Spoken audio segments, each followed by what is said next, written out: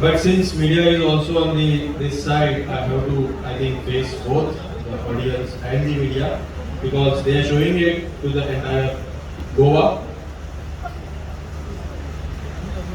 The way, before I start my presentation, because I need to comment on the overall arrangement also, because many of you have voiced that. It is as if we are unwanted here, we have come here, we love Goa, because of that we are here. But the feeling which is given is we are neglected. But I salute to all of you for your determination. There are so many levels over here. Nowadays we are talking about social distancing. But the way the distance has been made, it looks like we are anti-social who are sitting here. But let me present, dear friends, before I present again, I would ask some questions, raise some questions. We are talking about plan.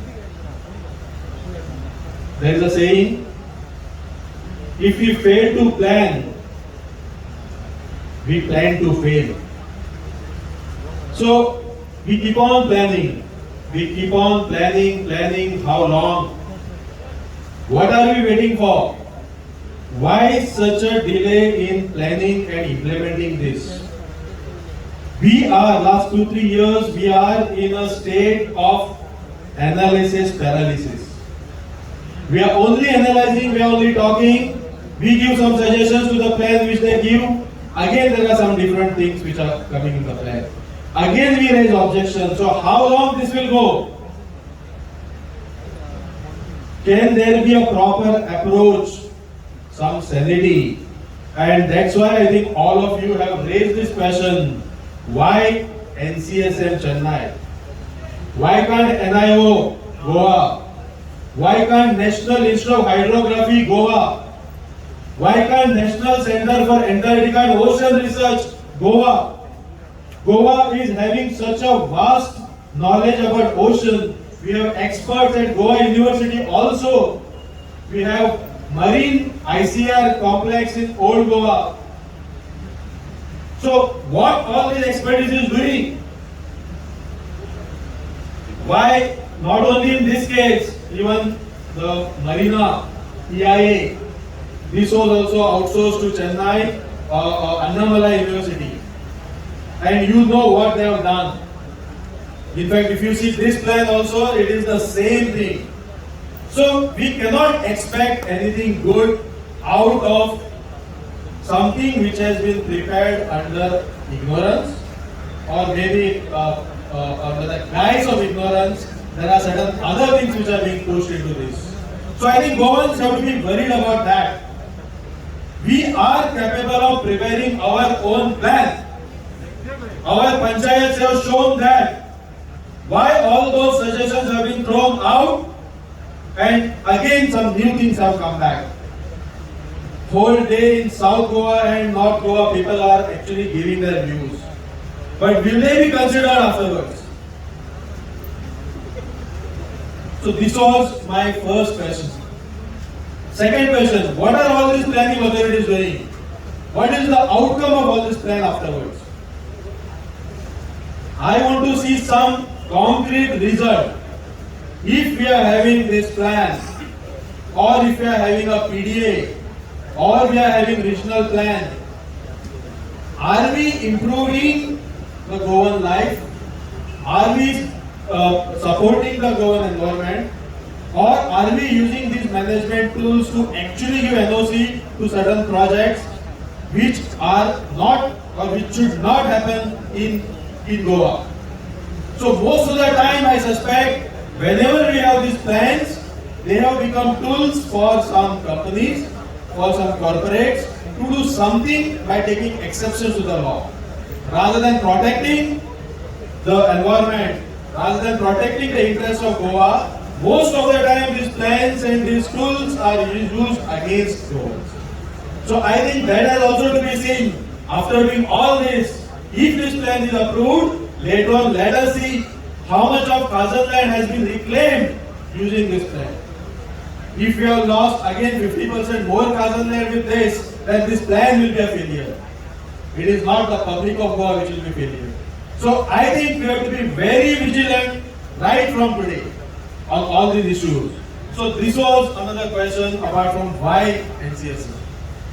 I come from a place which is endowed with vast Khazan land, and that is the area of Dogri, Mandur, Nevra, Agasain, all this, one of the biggest Khazan land right from Agasain to Karambolim and beyond Karambolim. I have been into the Khazan land for farming. I still yearn for it, but unfortunately for last 25 years we cannot even step into our fields. आमची शेतां पाड्यात मेळ्ळ्यात, आमी त्या शेतांनी वचपाक शकनात, बांद मोडल्यात, आणि जेन्ना last year government wanted to map the bands, they sent WRD officials. I came to know about that. I went to Minister of Environmental Affairs. I asked him, sir, in June or July, how can you send a team to map the bunds when it is very difficult even to access bunds even in summer, because all these bunds have been collapsed. The area of Karambolim, Khazan, right from Kauje, Gongzo to Nagonjo, all those 7, 8, one of the biggest Khazan system, which today if you want to repair will need at least 100 crores to set it right, is in utter chaos, because of which water is entering. These are the protective bunds, the outer bunds of the Kumbhajoa canal have totally damaged, almost breach of almost 200 meters. I have taken photos from our Dongri hill. When the barge crosses to Kumbhajoa canal, the length of the barge is smaller than the size of the flow. Sometimes they could even come inside the fields. That is happening. And how do we then protect all this? Simply by making all these rules, it is not possible. We have to be on the ground. For that bund mapping, I don't think anybody could go there. I arranged some of my friends, some of our volunteers. They moved with the team of WRD officials for 6 or 7 kilometers. They helped. Now, what is the result of those mapping? Where it has been reflected? Where are those sluice gates properly represented? When the new CZMP map came, again there were discrepancies.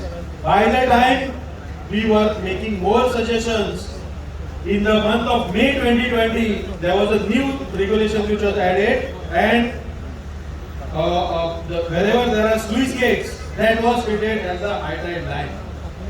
And then from that sluice gate, then there will be the no development zone.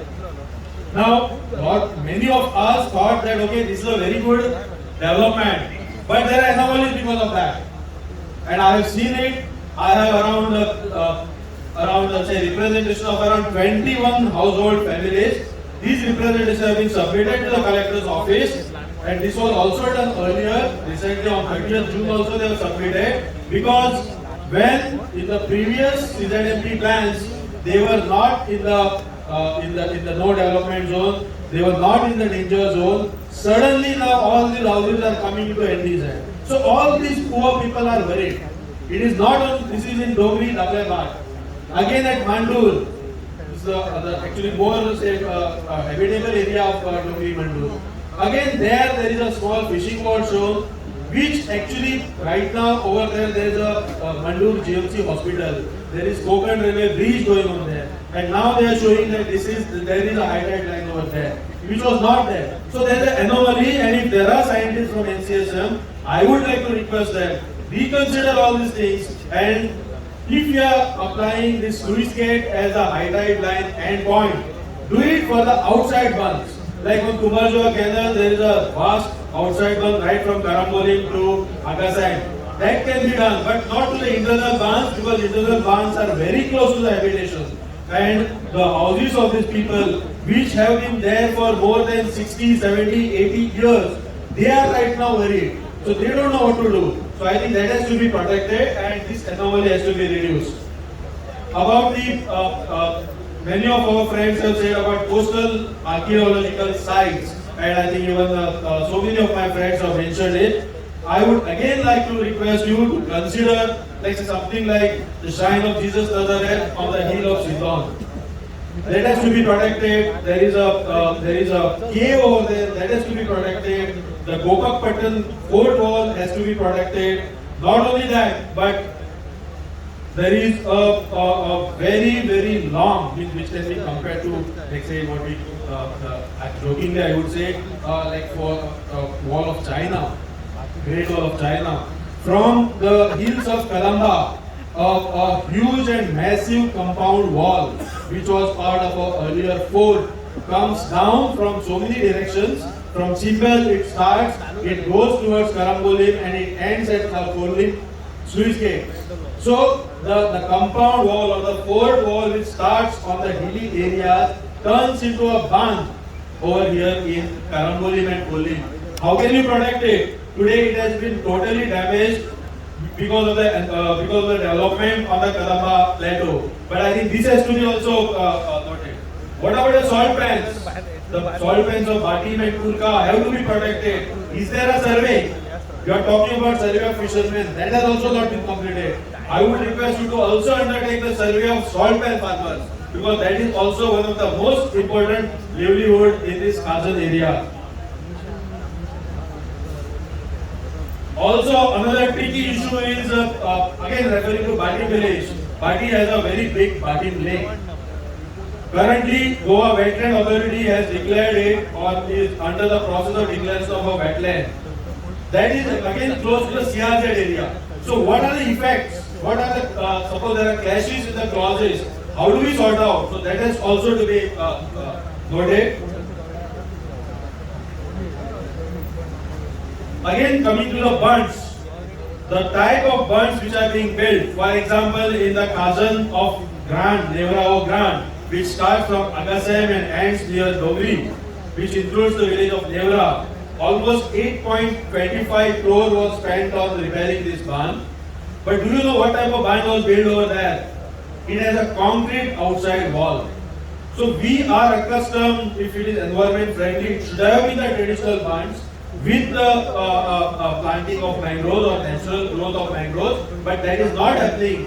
How do we protect this afterwards? How do we show what was the band later on? So I think the bunds engineering, this authority has to give warning to WRD, Oil Salt Conservation Division of Agriculture, that if you are repairing or constructing a band, it has to be of the traditional manner itself. Again, another dangerous thing is the barge movement which is taking place in the Kumarjua Canal.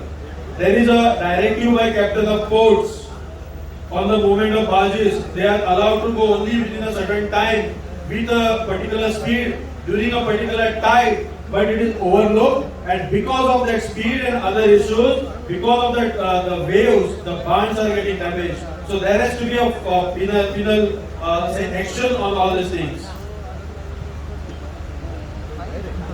Again, as a final note, what is the future?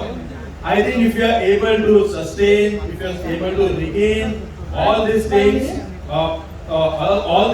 back into our livelihood, then I think we have to also help our farmers who are languishing, who cannot cultivate. And not only that, like we had this year or last year onwards, we were able to convince farmers to start cultivation again in the Kazan lands. It is not possible right now because of the flooding, because of the submerging, but I think our efforts should go on. And I would also request the authority to put this in the plan that apart from only fishing, farming, some sort of a agro-ecotourism which will not damage the existing fragile ecosystem of this Kazan lands have to be adopted, and agro-eco farming has to be promoted.